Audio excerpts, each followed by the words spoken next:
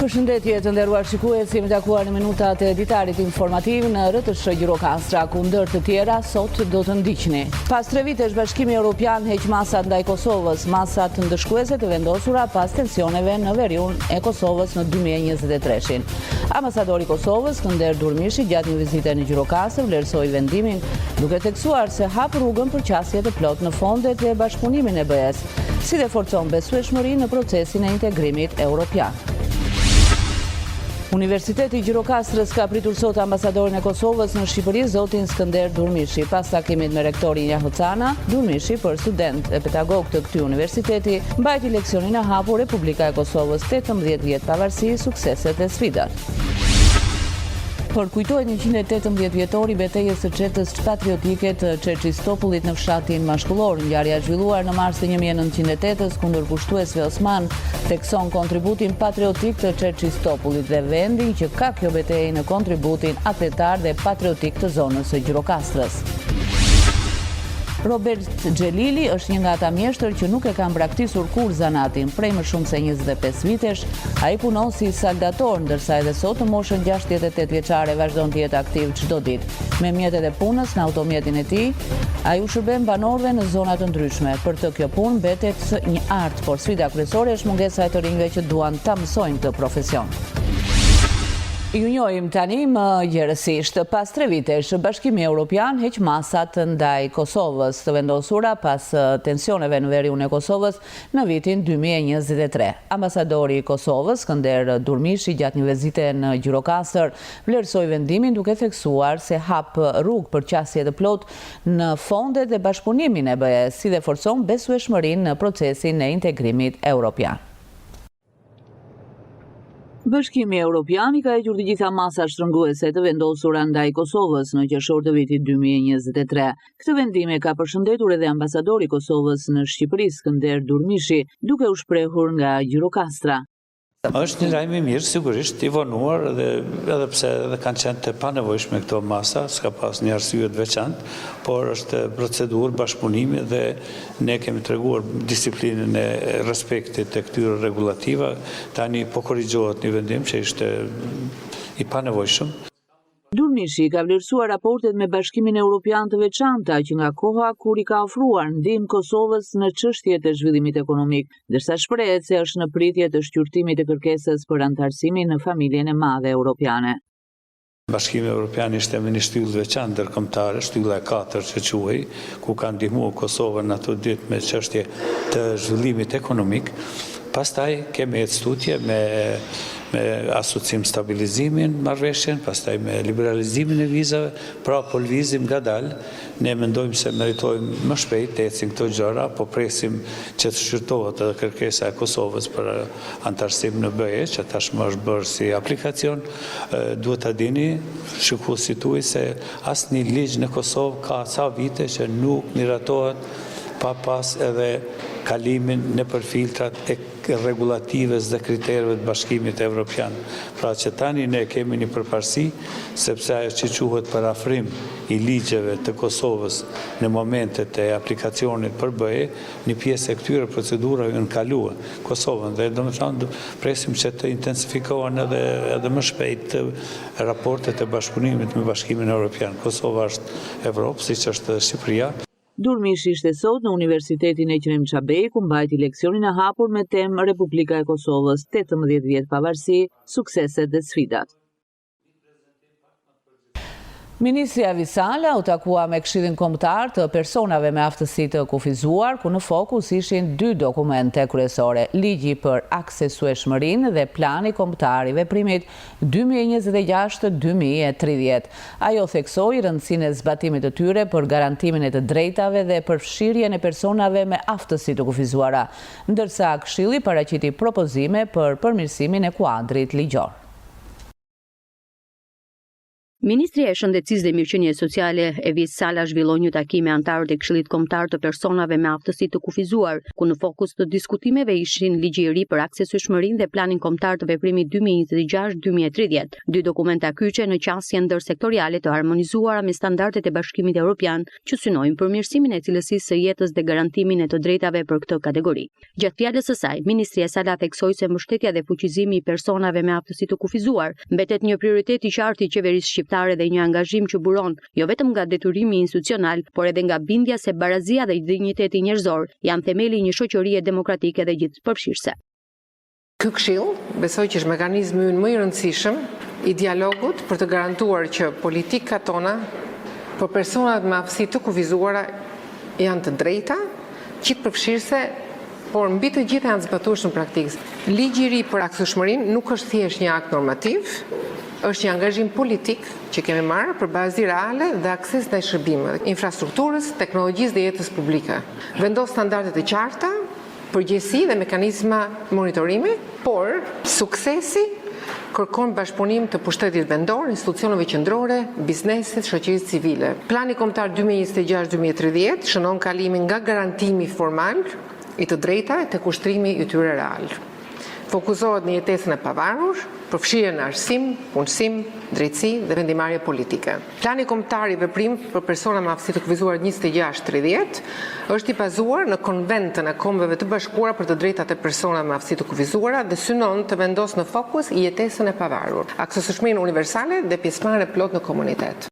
Antarët e Këshillit Kombëtar të personave me aftësi të kufizuar parashtruan propozimet dhe rekomandimet e tyre të fokusuara në përmirësimin e kuadrit ligjor dhe zbatimin efektiv të tij në praktik, për të cilat po punohet për të reflektuar në politikat dhe instrumentat konkrete zbatuese në bashkëpunim dhe me institucionet e tjera përgjegjëse.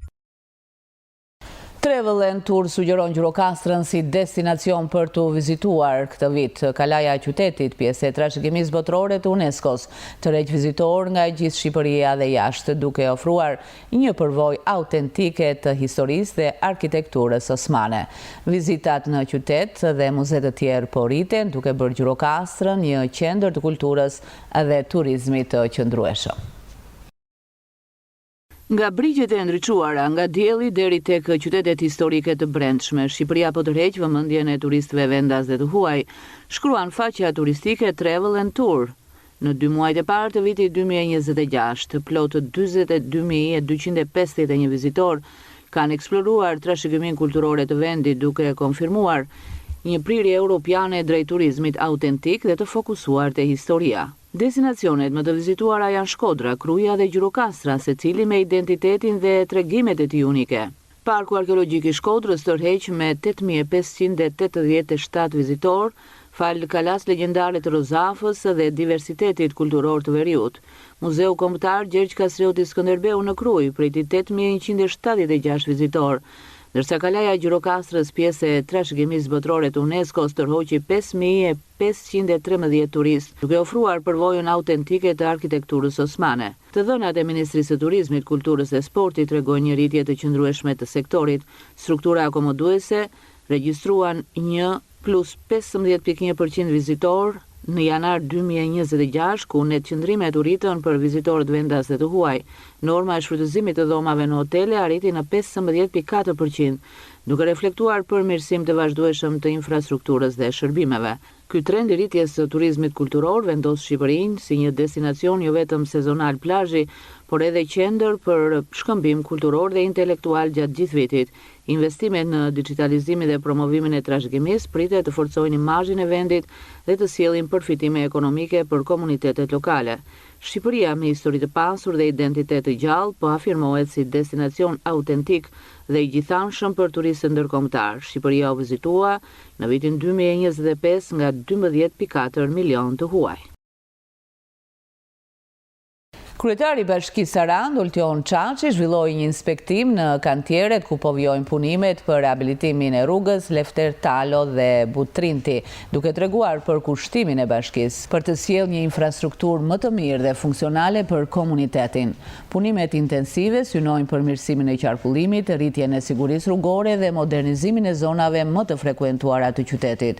Projekti është pjesë e planit strategjik për zhvillimin urban dhe ngritjen e standardit të infrastrukturës rrugore shtetërore në Sarandë, duke i dhënë qytetit pamje të re dhe funksionalitet të përmirësuar.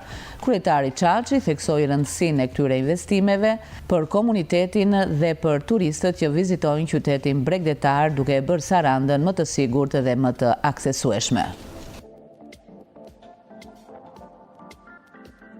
Universiteti Gjirokastrës ka pritur sot ambasadorin e Kosovës në Shqipëri, zotin Skënder Durmishi. Pas takimit me rektorin Jahucana, Durmishi për student dhe pedagog të këtij universiteti mbajti leksionin e hapur Republika e Kosovës 18 vjet, pavarësi sukseset dhe sfidat. Ambasadori i Kosovës në Shqipëri, zoti Skënder Durmishi, u takua sot me rektorin e Universitetit Jahucana, ku ndër të tjera u ndalën edhe tek bashkëpunimet akademike me universitetet e Kosovës.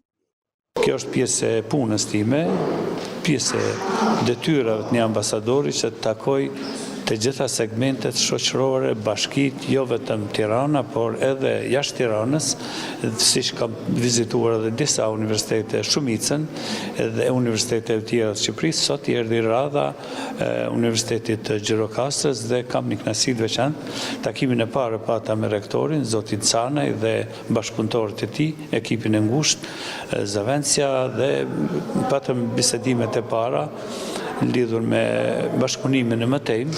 Universiteti juaj, pra Universiteti i Gjirokastrës, ka bashkëpunim të shkëlqyer me Universitetin e Prishtinës dhe me universitetet e tjera të Kosovës.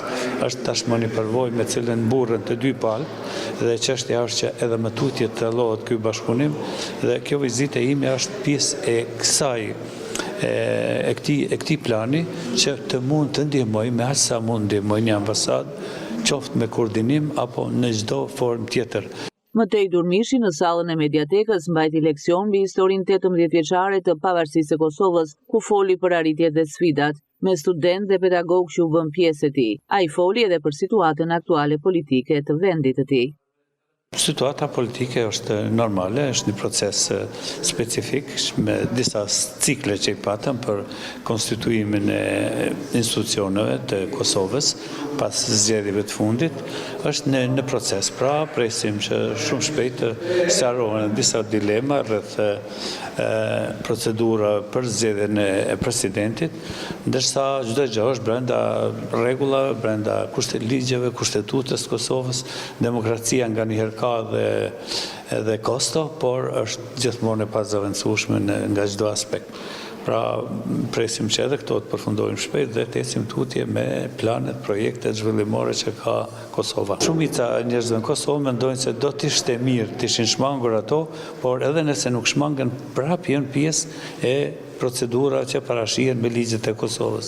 Asnjë alternativë asaj që është procedurë demokratike nuk preferon Kosova që të ndjekë rrugë më të shkurtra, po duke anashkaluar procedurat ligjore, rregullativat e tjera. Pra besoj që edhe këto do përfundojnë shumë shpejt dhe vazhdojmë me ritmet normale. Pavarësia e Kosovës u shpall më 17 shkurt të vitit 2008, nga Kuvendi i Republikës në Prishtinë, me 109 deputetë të pranishëm u shpall një zëri shtet sovran dhe demokratik, duke kurorzuar përpjekjet e gjata për liri. Përkujtohet 118 vjetori betejës së çetës patriotike të Çerçistopullit në fshatin Mashkullor. Ngjarja e zhvilluar në mars të vitit 1908 kundër pushtuesve osman thekson kontributin patriotik të Çerçistopullit dhe vendin që ka kjo betejë në kontributin atletar dhe patriotik të zonës së Gjirokastrës. Në fshatin Mashkullor u përkujtua 118 vjetori betejës së çetës patriotike të Çerçistopullit. Në aktivitetin e organizuar me këtë rast, morën pjesë përfaqësues të pushtetit vendor, veteran si dhe qytetar. Ceremonia u zhvillua pranë vendit, u zhvillua beteja, ku pjesëmarrësit vendosin kurora me lule në nderim të dëshmorëve dhe kujtuan sakrificën e luftëtarëve për lirinë e vendit. Kjo ishte lufta që do të mbetet e përjetshme në historinë e kombit shqiptar dhe këtë betejën e Mashkullorës, siç e kanë përshkruar ata që kanë qenë pjesëtar aktiv në atë luftë. Lufta e Mashkullorës nuk është vetëm histori, po është një betim i gjallë shqiptarie dhe ky monument dhe dashurie përballë jush, dhe kjo datë ka qenë, është dhe do të jetë një tempull gjithmonë janë e dashurisë për brezat që kanë qenë, janë dhe do të vinë. Pjesë e aktivitetit ishin edhe fjalët përshëndetëse, ku u vlerësua roli Çerçistopullit dhe çetës së tij në rezistencën kundër pushtuesve Osman. Është çetë që ka krijuar aktet më shumë se çdo çetë tjetër që mbahet në histori, si vrasjen e Despotit, vrasjen e Bibashit në Gjirokastër dhe lufta që u zhvillua këtu mashkullor. Gjithë kjo aktivitet dhe veprimtari është e thurur në këngë dhe në vargje. Populli i thotë Gjirokastra në Brinj, linde Bajon dhe Çerçis, Koto Hoxhë dhe Pandelin, Anton Sakën dhe Avlin, pra të gjithë, të Trimërisë, të Mënqurisë, të Diturisë, të Pendës, të Pushkës. Kjo qetë ka një aktivitet të gjerë në gjithë zonën e jugut, në Saran, në Qamëri, këtu në Labri, që është strehuar në familjet, në Stanar. Betejë e mashkullorës e zhvilluar në mars të vitit 1908 konsiderohet një nga përballjet më të rëndësishme të kohës kundër perandorisë osmane dhe një moment kyç në historinë e përpjekjeve për pavarësi. Robert Xhelili është një nga ata mjeshtër që nuk e kanë praktisur kur zanatin. Prej më shumë se 25 vitesh ai punon si saldator, ndërsa edhe sot në moshën 68 vjeçare vazhdon të jetë aktiv çdo ditë. Me mjetet e punës në automjetin e tij ai u shërben banorëve në zona të ndryshme. Për të, kjo punë mbetet një art, por sfida kryesore është mungesa e të rinjve që duan ta mësojnë këtë profesion. Prej më shumë se 2 dekadash, Robert Xhelili ka qëndruar besnik një zanati të vështirë, por jetik. Saldimi për të nuk është thjesht një punë, por një art që kërkon përkushtim dhe durim. Fillimet e tij ka në uzinën metalike, aty ku mësoi bazat e profesionit. Me kalimin e viteve, eksperjenca u kthye në mjeshtëri, ndërsa puna në përditshmëri.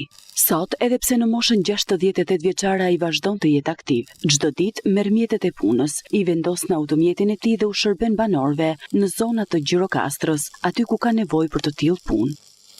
Punoj ku del në një punë e vogël, në përfshatra, fillojmë që nga Lungëria arrim deri në Zagorje. Ka shumë interes, por nuk ka zanaqin, nuk ka akoma breziri, mungon shumë. Nuk është breziri, që na zëvësoj neve. Unë jam 65-68 vjeç. Unë kam punuar në uzinën e bujqësore, dhe tani merrem me ku del në një punë, e ku ka nevojë komuniteti. Po bëj 25 vjet që bëj këto punrat e zëllatorit, e lamarinistit, e këture punëve me hekur. Do lloj pune ka vështirësitë e saj. Edhe kjo ka vështirësinë e saj.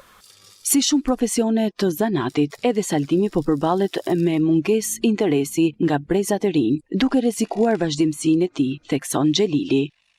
Kur bën një punë më e madhe, një portë, shumë tavolina, duhet kesh një ndihmës, duhet kesh një djalë, duhet kesh janë ca gjëra që nuk mund t'i bësh dot vetëm.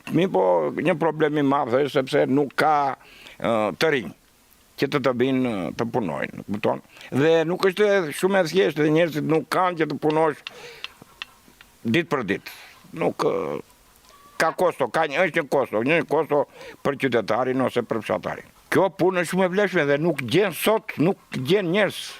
Unë vinë në Zagoria, më mori apo zafat qytetari këtu, dhe për të bërë një punë të vogël që është shumë minimale. Më shumë i vete kostua që më mori, se sa puna që i bëj. Megjithatë, për Robert Xhelilin, puna mbetet pjesë e pandashme e jetës, një përditshmëri që nuk është si barr, por si burim kënaqësie dhe përmbushje personale. Përfunduam këtu të nderuar shikues, ishte gjithçka e përgatitur për këtë ditar informativ në RTS Gjirokastra. Ndahemi bashkë, miru takofshë.